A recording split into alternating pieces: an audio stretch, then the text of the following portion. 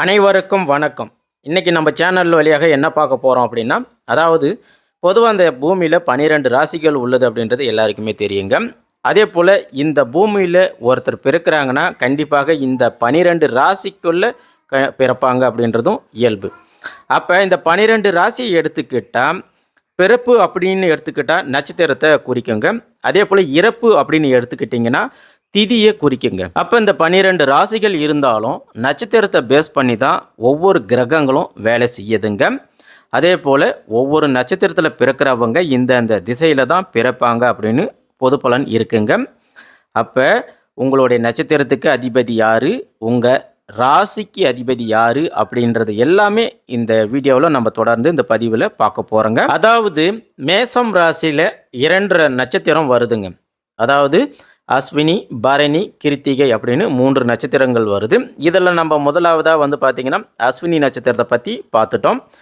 அடுத்ததாக இதில் பார்த்திங்கன்னா பரணி நட்சத்திரத்தை பற்றி பார்க்க போகிறோம். பொதுவாக பரணியில் பிறந்தால் தரணியை ஆளலாங்க. அதாவது தரணினா இந்த உலகத்தையே ஆளலாம் அப்படிங்கிறது பொருளுங்க. அப்போ இந்த பரணி நட்சத்திரத்தில் பிறந்தவங்களுக்கு என்னென்ன சுபாபங்கள் குணாதிசயங்கள் பெற்றிருக்கிறாங்க அப்படிங்கிறதையும் பார்க்கலாங்க. பொதுவாக இந்த நட்சத்திரங்களை பொறுத்த வரைக்கும் எல்லாருக்குமே நல்லதும் வரும் கெட்டதும் வருங்க. ஏன்னா நம்மளுடைய முனிவர்கள் ரிஷிகள் என்ன எழுதி வச்சிருக்கிறாங்களோ அதை தான் வரும். அதை தான் நாங்கள் உங்களுக்கு சொல்கிறோங்க. அதனால் நீங்கள் கெட்டதையும் எடுத்துக்கணும், நல்லதையும் எடுத்துக்கணும். அதனால் இந்த பரணி நட்சத்திரத்தில் பிறந்தவங்க உங்களுடைய இயற்கையான சுபாபங்களை பார்க்கலாம், குணாதிசயங்கள் என்ன அப்படின்றது இது எல்லாத்தையும் சொல்லிவிட்டு, அதே போல் நீங்கள் எந்த திசையில் பிறப்பீங்க, அதே போல் உங்களுடைய நட்சத்திரங்களுக்கு எந்த அதிதேவதை வராங்கன்னு பார்க்கலாம். அதே போல் உங்கள் ராசிக்கு எந்த அதிபதி அதிதேவதை வராங்க, நீங்கள் வழிபட வேண்டிய தெய்வங்கள் என்ன, உங்களுக்கு எந்தெந்த காலகட்டம் என்ன தசபுத்தி நடக்குது பார்த்து அந்தந்த தசாபூத்திக்கு ஏற்றவாறு என்னென்ன பலன்கள் உங்களுக்கு கிடைக்கும் அப்படின்றதையும் பார்க்கலாங்க. அது மட்டும் இல்லாமல் உங்களுக்கு ஏற்படும் கஷ்டங்கள் நஷ்டங்கள் இது எல்லாம் நீங்கிறதுக்கு என்ன பண்ணலாம், அதே போல் உங்களுக்கு எப்போ நன்மைகள் கிடைக்கும், உங்களுடைய துயரங்கள் எல்லாம் எப்போ தீரும் அப்படின்னு இது எல்லாத்தையுமே நம்ம இப்போ பார்க்க போகிறோம். பொதுவாக இந்த பரணி நட்சத்திரக்காரங்களுடைய முழு பலாபலன்களை பற்றி இந்த பதிவில் நம்ம முழுமையாக பார்க்க போகிறோங்க. பொதுவாக இந்த மேச ராசியில் 2வது ராசியாக வரக்கூடியது தாங்க இந்த பரணி நட்சத்திரம். இந்த மேச ராசிக்காரர்களுக்கு நவ கிரகத்தில் அதிதேவதியாக விளங்கக்கூடியவர் செவ்வாய் பகவானுங்க. அதாவது மேச ராசிக்கு அதிபதி செவ்வாய் பகவானுங்க. இந்த செவ்வாய் பகவானுக்கு அதிபதி யாருன்னு பார்த்தீங்கன்னா முருகப்பெருமானுங்க. அப்போ உங்கள் ராசியின் மூலமாக நீங்கள் வணங்க வேண்டிய தெய்வம் முருகப்பெருமானுங்க மேசராசி அன்பர்களே. அதே போல் இந்த பரணி நட்சத்திரத்தில் பிறந்தவர்களுக்கு சுக்கிர திசையில் தான் நீங்கள் பிறப்பீங்க. இதை முதல்ல நீங்கள் தெரிஞ்சுக்கணுங்க. அப்படி நீங்கள் சுக்கிர திசையில் பிறக்கும்போது சுக்கிர பகவானுக்கு அதிதேவதையாக விளங்கக்கூடியவர் மகாலட்சுமிங்க.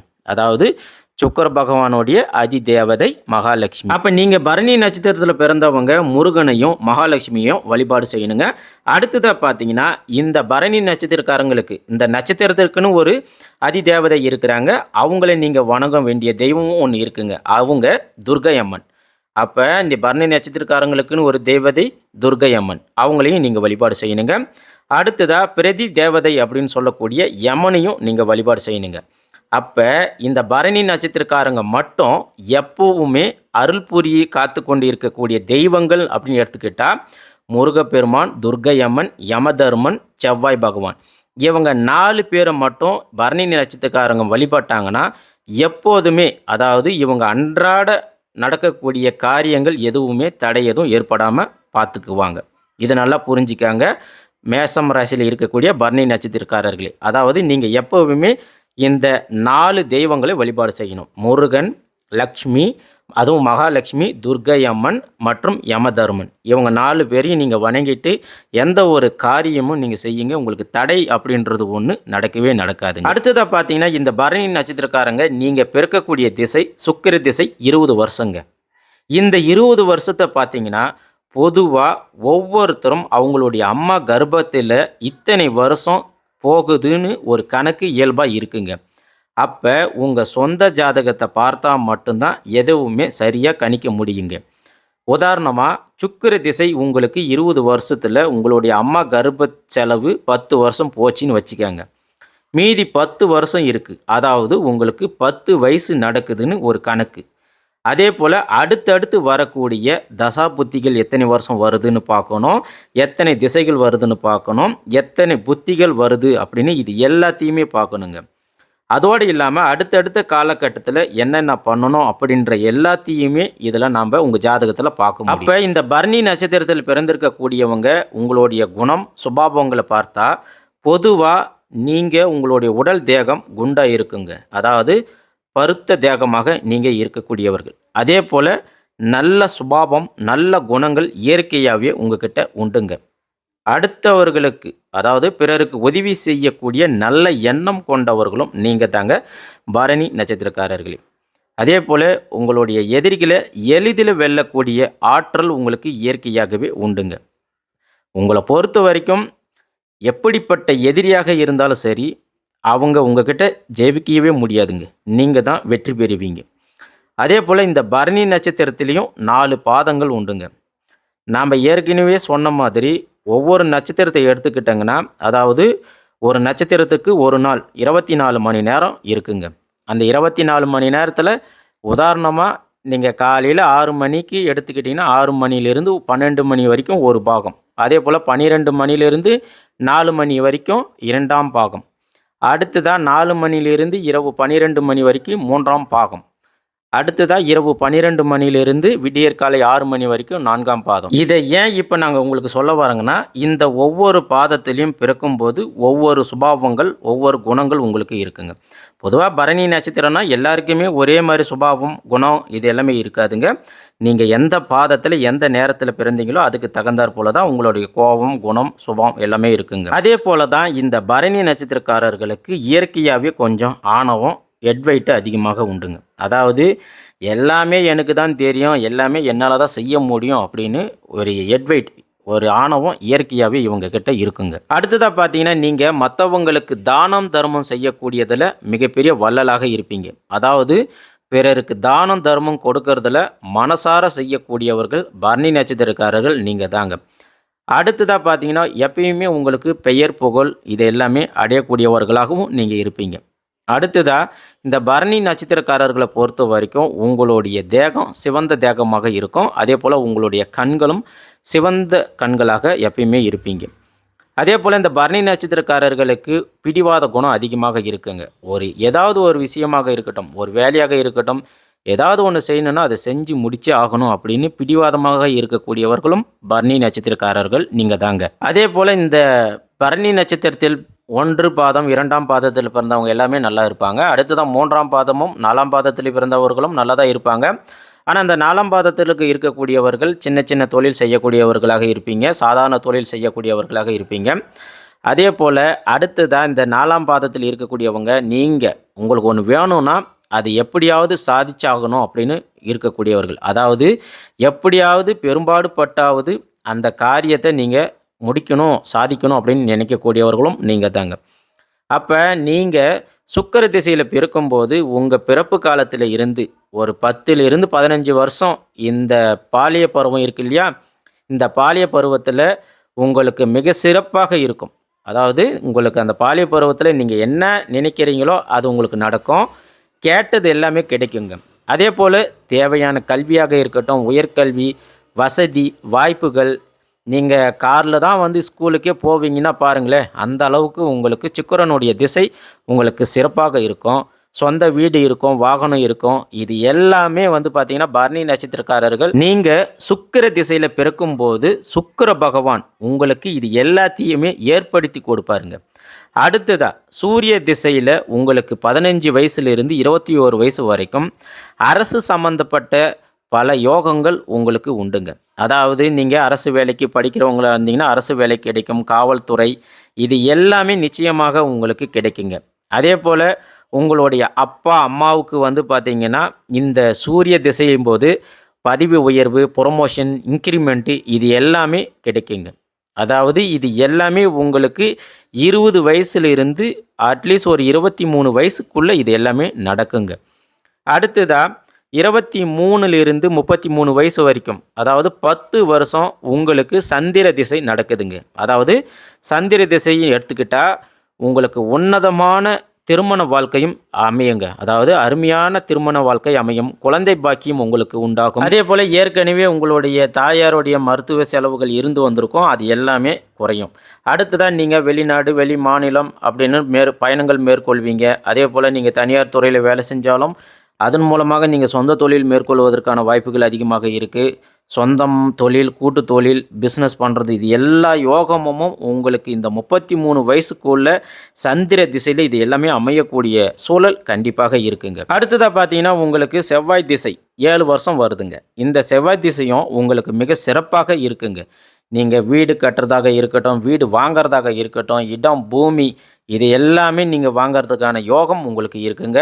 அதே போல் உங்களுக்குன்னு ஒரு சொந்த இடத்தை உருவாக்கி கொள்கிறதும், மருத்துவ துறையில் இருக்கிறவங்க, விஞ்ஞான துறையில் இருக்கிறவங்க, பில்டிங் கன்ஸ்ட்ரக்ஷன், விவசாயம் செய்யக்கூடியவங்க, ரியல் எஸ்டேட் பண்ணக்கூடியவங்க, புரோக்கரேஜ், அப்புறமா பார்த்திங்கன்னா இந்த ஆராய்ச்சி துறையில் இருக்கக்கூடியவங்க, இந்த மாதிரி துறையில் இருக்கக்கூடியவங்க எல்லாருமே இந்த பரணி நட்சத்திரத்தில் பிறந்திருக்கக்கூடியவங்க உங்களுடைய காலகட்டம், அதாவது உங்களுடைய வயசு 31 வயசுலேருந்து 39 வயசுக்குள்ளே இது எல்லாமே சாதிக்கக்கூடிய தன்மை உங்களுக்கு உண்டுங்க. புரியுதுங்களா? அதாவது 31 வயசுலேருந்து 39 வயசுக்குள்ளே இந்த துறைகள் நம்ம சொன்னங்க இல்லைங்களா, வீடு இடம் பூமி வாங்கிறதாக இருக்கட்டும், வாகனம் வண்டி வாங்கிறதாக இருக்கட்டும், மருத்துவத்துறை, விஞ்ஞானத்துறை, பில்டிங் கன்ஸ்ட்ரக்ஷன், அப்புறம் ஆராய்ச்சியாளர்கள், விவசாயம், ரியல் எஸ்டேட், இந்த மாதிரி துறையில் எல்லாத்துலேயும் இருக்கக்கூடியவங்க இது எல்லாமே சாதிக்கக்கூடிய காலகட்டம் இந்த 39 வயசுக்குள்ளே இது நிச்சயம் நடக்குங்க. அடுத்ததாக பார்த்தீங்கன்னா ராகு திசை உங்களுக்கு 18 வருஷம் வருதுங்க. அப்படின்னு பார்க்கும்போது உங்களுக்கு சில உடல்நிலைகள் சரியில்லாமல் போகிறதுக்கு வாய்ப்பு இருக்குங்க. கடன் தொல்லை ஏற்படவும் வாய்ப்பு இருக்குது. அதே போல் இருக்கிற இடத்த விட்டு இடமாற்றம் ஏற்படவும் வாய்ப்பு இருக்குது. தேவையில்லாத பிஸ்னஸில் ஈடுபட்டு நஷ்டம் ஏற்படுறது, பிரச்சனைகள், வம்பு வழக்கு, இது எல்லாம் ஏற்படுவதற்கான வாய்ப்புகள் அதிகமாக இருக்குங்க. அதே போல் இந்த காலகட்டத்தை பொறுத்த வரைக்கும் உங்கள் ஜாதகத்தில் நடக்கக்கூடிய கோசார ரீதியான சனி பெயர்ச்சி, குரு பெயர்ச்சி பலன்கள், அப்புறம் அந்த ராகு கேது பெயர்ச்சி பலன்கள், இது எல்லாமே இப்போ நீங்கள் எப்போ அந்த ஜாதகத்தை பார்க்குறீங்களோ அப்போ அந்த நேரத்தில் எப்படி இருக்குன்னு உங்கள் ஜாதகத்தை பார்த்து தெரிஞ்சுக்கணுங்க. புரியுதுங்களா? நீங்கள் இன்றைக்கி ஜாதகத்தை பார்க்குறீங்கன்னா இன்றைக்கி காலகட்டத்தில் உங்களுக்கு இந்த ராகு பெயர்ச்சி, குரு பெயர்ச்சிலாம் எப்படி இருக்குன்றதை பார்த்து தான் உங்கள் ஜாதகத்தை கணிக்க முடியும். இதை ஃபஸ்ட்டு புரிஞ்சுக்காங்க. அப்போ இந்த ராகு திசை நடக்கும்போது உங்களுக்கு கொஞ்சம் கஷ்ட காலம்தாங்க. அப்போ இந்த கஷ்டகாலம் எப்போ வரைக்கும் வருதுன்னா 39 வயசுலேருந்து 55 வயசு வரைக்கும் உங்களுக்கு ராகு திசை நடக்கிறதுனால கஷ்ட காலம்தான் வரும். அடுத்ததாக அதுக்கப்புறமா வரக்கூடிய 16 வருஷத்தை பார்த்தீங்கன்னா உங்களுக்கு மிக சிறப்பாக இருக்குங்க. அதாவது உங்களுக்கு 56 வயசுலேருந்து 66 வயசு வரைக்கும் எல்லாமே சகல சௌபாக்கியங்களும் நீங்கள் செட்டில் பண்ணக்கூடிய காலம் அந்த காலங்க. அதே போல் நீங்கள் யாராருக்கெல்லாம் விசுவாசியாக இருந்தீங்க, யாராருக்கு எல்லாம் என்ன கடமையை செய்யணும், செஞ்சு முடிக்கணும், அது எல்லாத்தையுமே நீங்கள் செஞ்சு முடிக்கக்கூடிய காலம் அதுங்க. அதே போல் வீடு வாங்கிறதாக இருக்கட்டும், இடம் வாங்கிறதாக இருக்கட்டும், வாகனம் வாங்கிறதாக இருக்கட்டும், உங்கள் குழந்தைங்களுக்கு திருமணம், பேரப்பேத்திகளுக்கு திருமணம், உங்களுக்குன்னு ஒரு கௌரவ ஸ்தானம், இது எல்லாமே கிடைக்கக்கூடியது அமையக்கூடிய காலம் இதுங்க. அப்போ இது எல்லாமே உங்களுடைய தசாபுத்தியோடைய லட்சணங்கள். அதாவது நாங்கள் சொல்கிறது எல்லாமே பொது பலன்கள். இப்போ பரணி நட்சத்திரக்காரர்கள் அப்படின்னு இருந்தால் பொதுப்படியாக இப்போ சூரிய திசை இப்படி இருக்கும், சந்திர திசை இப்படி இருக்கும், செவ்வாய் திசை இப்படி இருக்கும், ராகு கேது திசை இப்படி இருக்கும் அப்படின்னு நாங்கள் சொல்லியிருக்கிறோம். அப்போ உங்களுக்கு எப்போல்லாம் கஷ்டம் வருது, எப்போல்லாம் நல்லது வரும் அப்படின்றது இது எல்லாமே நாங்கள் உங்களுக்கு இப்போ சொல்லியிருக்கிறோம். ஆனால் இந்த பரணி நட்சத்திரத்தில் பிறந்தவங்க உங்களுடைய சொந்த ஜாதகத்தில் 12 கட்டங்களில் இந்த சூரியன், சந்திரன், ராகு, கேது இவங்க எங்கெங்கே இருக்கிறாங்க அப்படின்னு நம்ம முதல்ல பார்க்கணும். அப்போ உங்கள் ஜாதகத்தை பார்க்கும்போது இந்த இடத்துல இந்த கிரகம் இருந்தால் உங்களுக்கு நல்லது பண்ணுவான். அதே போல் உங்கள் ஜாதகத்தில் இந்த இடத்துல இந்த கிரகம் இருந்தால் உங்களுக்கு பகையாக இருப்பான், நீச்சம் அடையவாங்க, அதே போல் சமமாக இருப்பான், இல்லைன்னா நட்பாக இருக்க மாட்டாங்க அப்படின்னு பார்க்க முடியும். அப்போ இந்த கிரகம் இந்த பலனை நம்மளுக்கு கொடுப்பானா இல்லையா அப்படின்றது இது எல்லாமே நம்ம உங்கள் ஜாதகத்தை பார்த்தா தெரிஞ்சுக்கலாங்க. அதனால தான் நாங்கள் என்ன சொல்ல வரோங்கன்னா இது பொது பலன்களுங்க. உங்கள் சொந்த ஜாதகத்தை பார்த்தா மட்டும்தான் எந்தெந்த காலகட்டத்தில் நமக்கு எந்த தசாபுத்தி நமக்கு உதவி செய்யும் அப்படின்னு தெரிஞ்சிக்க முடியும். அதே போல் பரணி நட்சத்திரக்காரங்களுடைய முழு பலன்களையும் நம்ம எப்போ அனுபவிக்க முடியும் அப்படிங்கிறதையும் முழுசாக நம்ம தெரிஞ்சிக்க முடியும். அதனால் நம்ம ஏற்கனவே சொன்ன மாதிரி பரணியில் பிறந்தால் தரணியை ஆளலாம். ஆனால் அதற்கான தகுதி நம்மக்கிட்ட இருக்கா அப்படின்றது உங்களுடைய ஜாதகத்தை பார்த்தா மட்டும்தான் தெரியும்.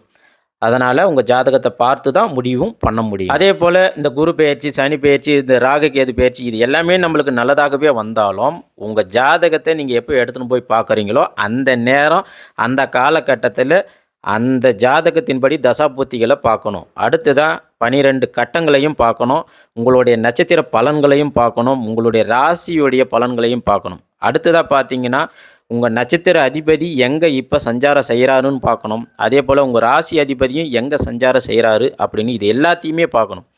அடுத்ததாக நீங்கள் ஜாதகத்தை பார்க்கும்போது அப்போ நடக்கக்கூடிய அந்த கோசார பலன்கள் இது எல்லாமே முழுமையாக பார்த்தா மட்டும்தான் நீங்கள் எந்தெந்த நேரம் எந்தெந்த காலகட்டத்தில் எச்சரிக்கையாக இருக்கணும், எந்தெந்த காரியங்களை செய்யலாம் செய்யக்கூடாது.